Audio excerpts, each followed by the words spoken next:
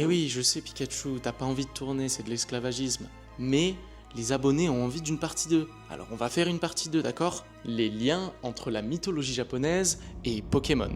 C'est parti. Certains des Pokémon les plus connus sont directement inspirés de dieux, d'esprits et de créatures du folklore japonais.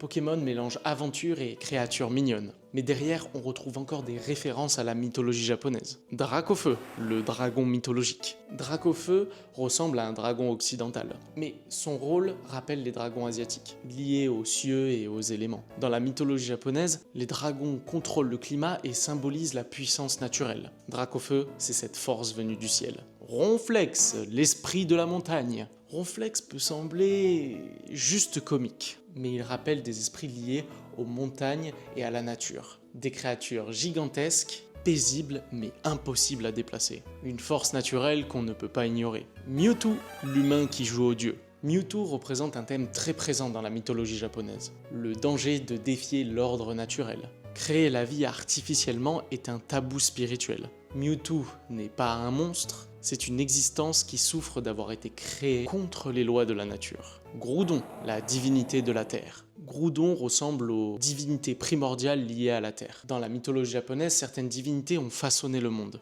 Groudon crée les continents et contrôle la terre. Un Pokémon vraiment écrit comme un dieu ancien. Pokémon fonctionne comme une mythologie moderne. Chaque créature est liée à la nature, aux esprits et aux forces invisibles. Si tu veux une partie 3 sur Rayquaza, Carapuce, Kyogre et plein d'autres Pokémon, écris-moi partie 3 en commentaire. T'inquiète pas, tu vas prendre un petit peu de repos. Allez viens, on s'en va, au revoir.